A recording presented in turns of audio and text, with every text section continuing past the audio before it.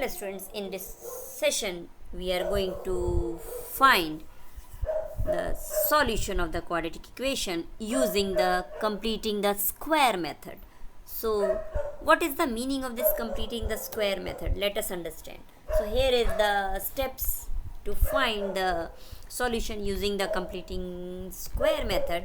First is we have to observe the coefficient of x square, that is a, not equal to 1. If it is not equal to 1, then we have to divide the quadratic equation by a, whatever the a is given in the equation.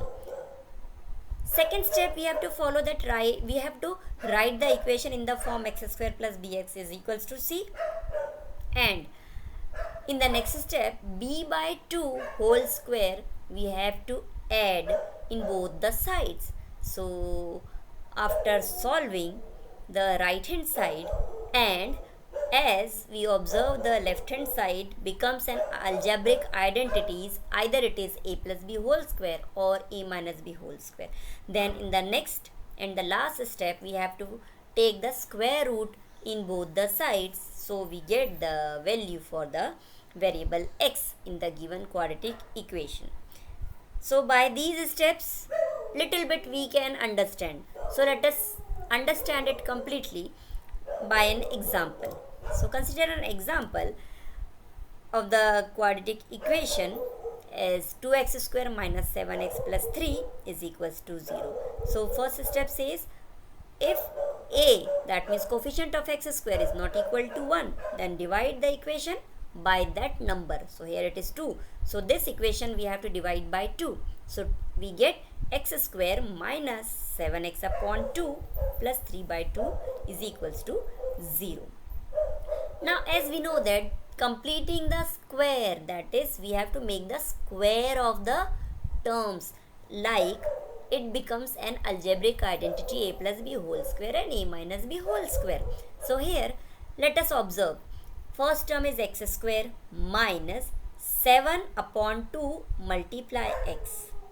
Okay, so it is, we have to make this second term as 2ab. So what is not present here, that identity,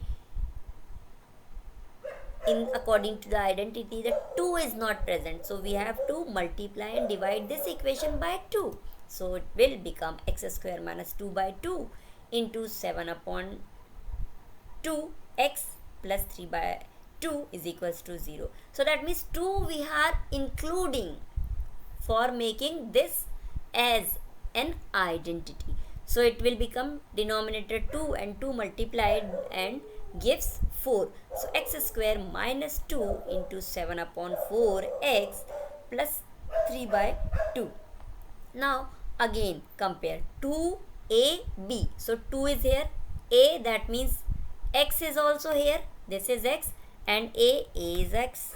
Okay, now b, so the quantity is 7 upon 4, this is the term b. So what the value we have to add, it is 7 by 4. So we have to take 7 by 4 whole square, adding in both the equations. So add 7 by 4 whole square on the both side, we get like this, x square minus 2 into 7x upon 4 plus 7 upon 2 whole square plus 3 upon 2 is equals to 0 plus 7 by 4 whole square, as we are adding in the left hand side as well as in the right hand side. So in the next step we can find that first 3 terms in the left hand side, x square minus 2 into 7x upon 4 plus 7 upon 4 whole square becomes now a square minus 2ab plus b square. So it is equals to a minus b whole square, that is x minus 7 by 4 whole square. And in the right hand side we get 7 square is 49, 4 square is 16, so 49 upon 16, and this 3 by 2 we have to transpose in the right hand side, so it become minus 3 by 2.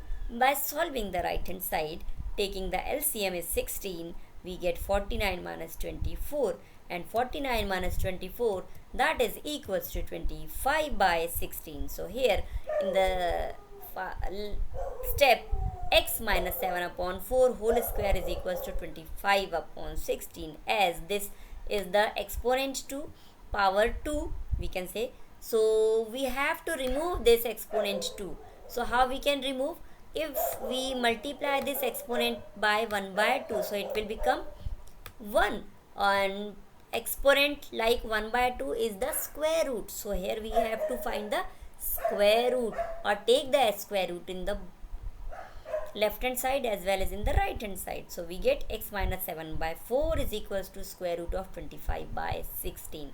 So when we place the square root sign for any number, so we have to place the plus minus sign. So here we get 25, square root of 25 is 5, and square root of 16 is 4. So plus minus 5 by 4, there are two answers for square root of 25 by 16.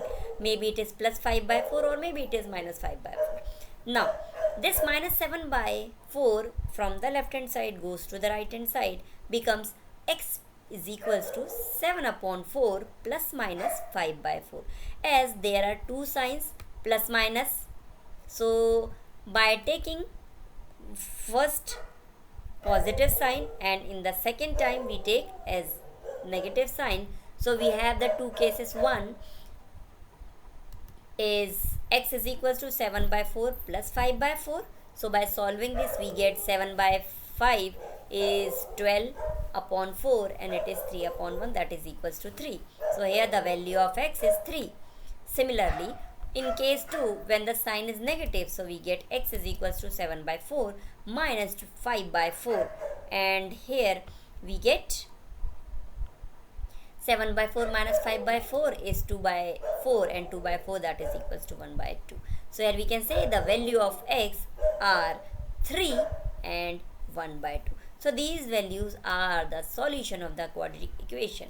So we can say 3 and 1 by 4 are the roots of the quadratic equation, and these roots are found using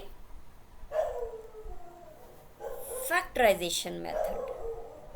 No, the root 3 and 1 by 2 we are finding using the completing the square method. So the simple way for the completing the square method is, first of all, take a is not equals to 0, then divide the equation by that and write the equation in the form of a plus b whole square or a minus b whole square, and by taking square root on both the sides, finally we get the roots of the equation. And by taking first case positive sign and in the second case negative sign, we get the desired roots for the quadratic equation. So I hope you will be able to solve the roots of the equation using the completing square method.